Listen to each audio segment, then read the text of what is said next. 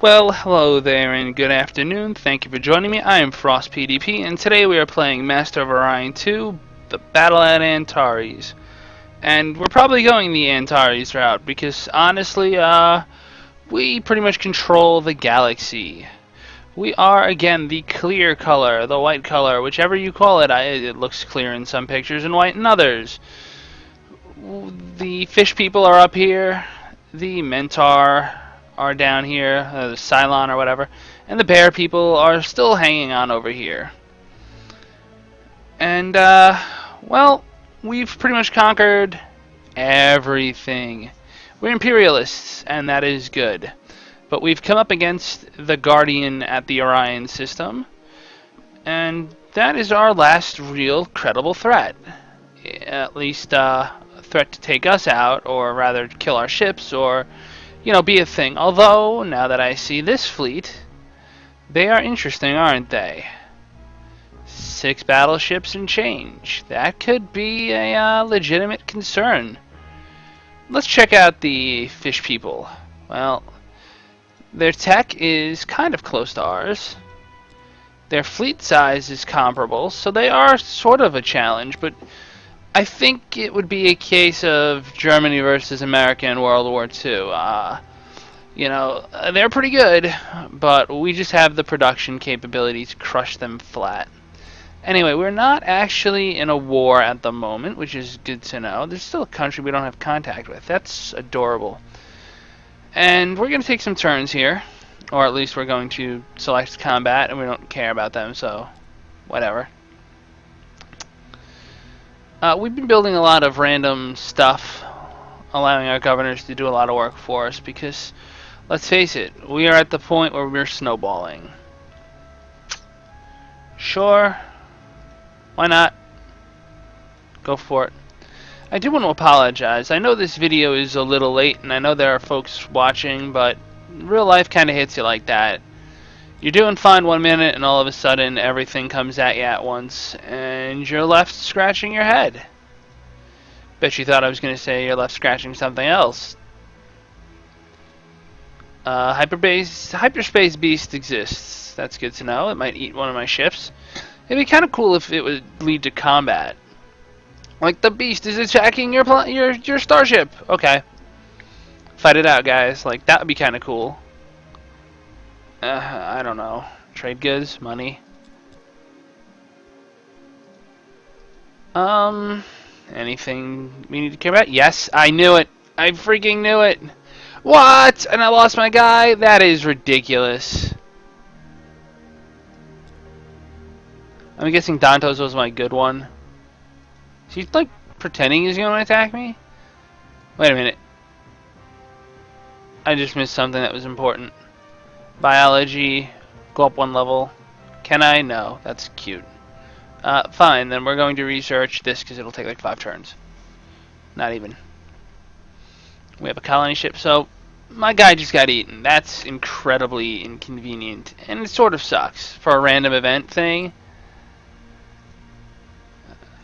I don't like how random events seem to just exist and screw over one person at a turn. Like, we're gonna get your ship, and it's not Crusader Kings 2 random events where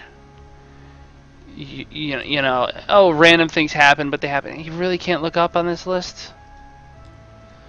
Tech review. I guess it'd be under Achievement Heightened Intelligence. Research of Scientists +1. That's what I wanted to know. So basically, rather than actually do anything, this guy's letting his troops float here in a colony we took over almost by accident. We're good on freighters. We're good on just about everything.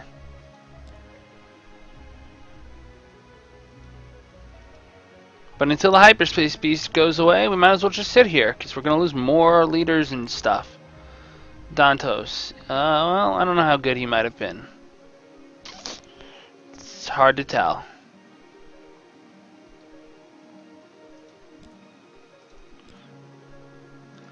I dislike when the game evolves into clicking buttons. Hydroponic farm missile base. Sure. Go crazy.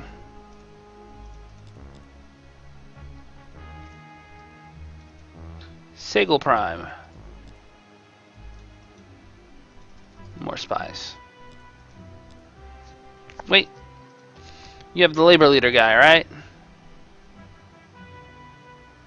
So why are we farming? Import. Import's good. Okay, we have that. Sure, radiation shield just in case we ever need it. And build some freighter fleets. Although I think those cost command points, and those might someday be at a premium. Oh yeah, I was going to say, you'd have to be pretty foolish to start that war. Thorium. Okay, so this is interesting. Thorium. How much time do I have to talk about thorium? Thorium, I know that sounds like something in a game. I know it's in WoW. I know it's in Mu. But the truth is, thorium is a real thing. Thorium actually exists. It is an element that is pretty much all around you. Hold on. You suck. Like, no, I don't want an alliance with you. You're terrible. So thorium is a real thing. It exists. It has been explored with some degree of seriousness as an alternative to the uranium and plutonium nuclear fuel cycles. No, I'm not a scientist. I just read a lot. And I write a lot. And the truth is, I have read and written about a lot of things to do with thorium. Really? Okay. Well, go for that, I guess. Have fun. Virgil, I actually think I'm going to send a colony ship to because... Right? That's what I was going to do? I know I built them. Yeah. I know there's no way it's going to make it there, but it would be nice. Is there anything worth colonizing here? No. So thorium. The idea is that it is a solid fuel of some sort, but if you make it into a fluoride salt, you can run it through a reactor at atmospheric temperatures. So when you have things like Chernobyl, and again, I'm not a scientist, I'm just a guy. Yep, colony ship got eaten. It's like, let's build a fleet and do nothing with it. So the idea of it is, you put it into this atmospheric pressure reactor, and when things like Chernobyl, I'm getting confused. So things like Chernobyl, the whole problem with Chernobyl is that it exploded. The reactor went kaboom. It was outdated, it wasn't properly shielded, and then things blew up, which is how you got all the radioactive material in the air in the first place. And that's a problem. But a liquid fluoride thorium reactor, a lifter as they call it, the theory goes that it's a liquid, so when it gets hot it expands, and as it expands it's less dense, more thermal radiation, and it contracts again, so it self-regulates. So you don't need to put it under pressure like you do with uranium. And by having this as a thing that happens in physics, it will not blow up if you, say, lose pressure. Another thing is because it's self-regulating, you can put it in a giant vat and almost like a swimming pool, and it will just kind of sit there and radiate and unradiate. You know, with some caveats. There's obviously some purification you need to do as it breaks down, you know, so on and so forth. Another plus, and this was actually tested at the Oak Ridge National Laboratory, you know, in the 60s and 70s. The idea is that, okay, so you imagine this big swimming pool, right? And it's filled with all this radioactive stuff. Well, where does it go? What happens if there's an emergency? So you know how every pool has a drain to it so you can get the water out. Well, this drain in this swimming pool of radioactive stuff is where your coolant system comes into play. So let's pretend, let's use this little box as an example. Actually, no, let's use this little box as an example. So this is your system, and it's filled with radioactive stuff. Well, right about here, there's a little pipe that leads into a big, safe, lead-lined, concrete-lined vat. This is where your coolant system is. If you ever run out of power, like what happened at Fukushima, you run out of electricity, you don't have a generator to back it up, everything's going wrong. All that happens is that this thing with this coolant, this is all the same thorium substance this is. This melts, it drops, everything up here falls in with it, and you go home for the weekend.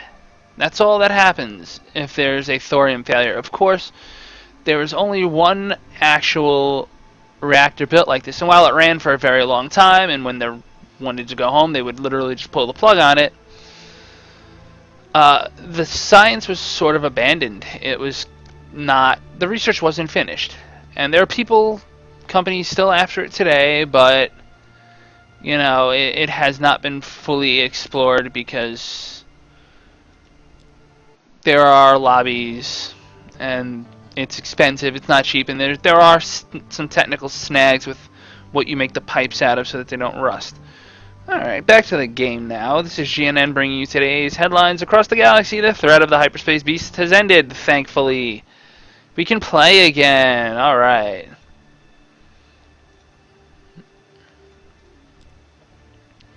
Gravity generator, ground batteries. I mean, I don't have a particular list of preferences.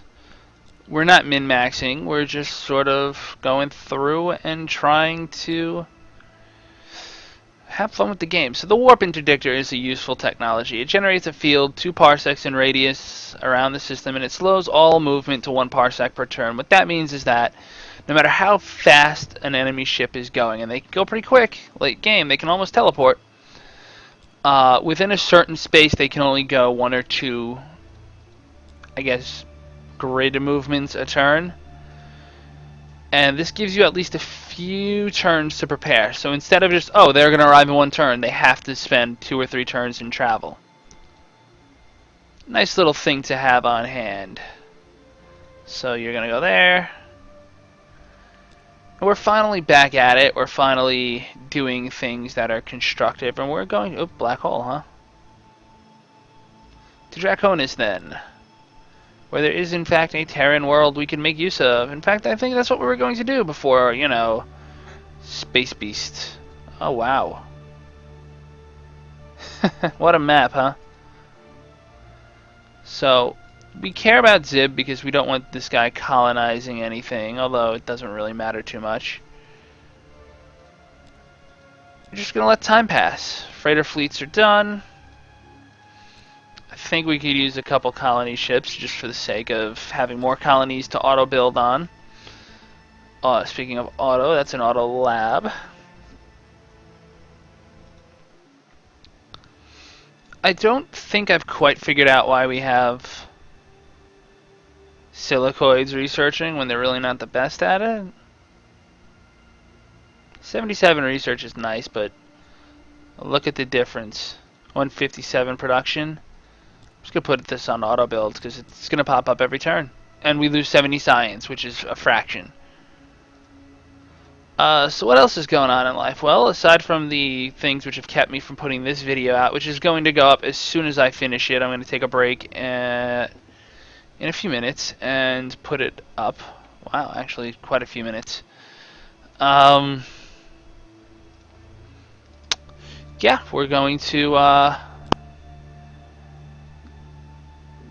put this video up and then put more things out. Should we just declare war on the galaxy? There's some part of me that really thinks we should just declare war on the galaxy because we're just getting stronger and stronger. But I haven't really built my... Back in the day I read some articles about, oh, what the best build is for a starship. And I've learned that continuous phasers seem to be the best policy when dealing with, how do you say this? Things you want to incinerate. If you want it incinerated, you build phasers. Hold up. before I do anything quite foolish, we need to go back and redesign our ships because they have new shields and they can stash new things. So we are going to, let's see, what do we want to slap on this guy? Sure, we'll go Graviton Beam can become Heavy Mount Phaser.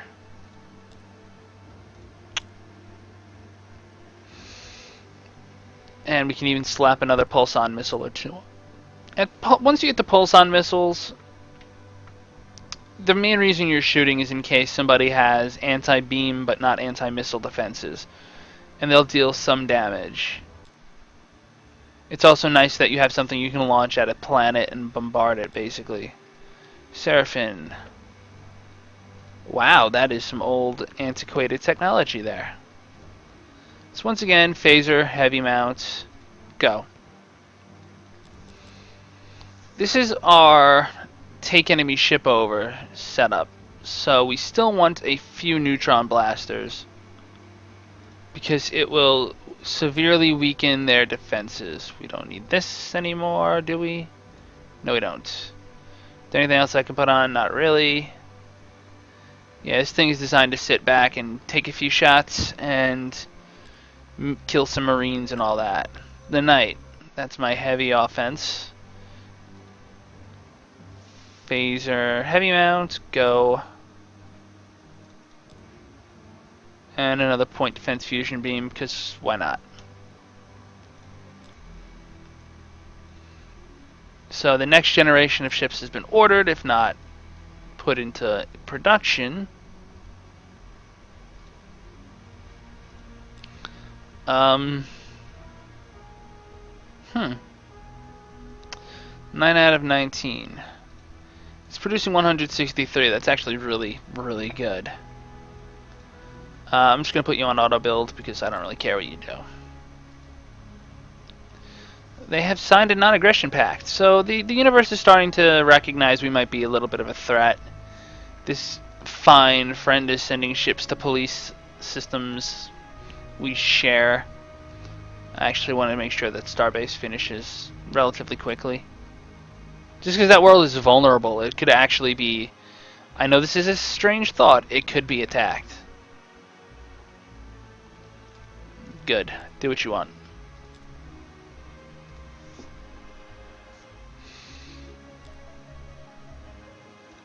Ground batteries, don't really care about any of the pollution stuff because they're silicoid.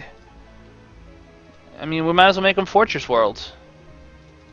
See, we took over the silicoids to protect them from themselves, and they're going to be so happy being, you know, unpaid labor, underpaid labor.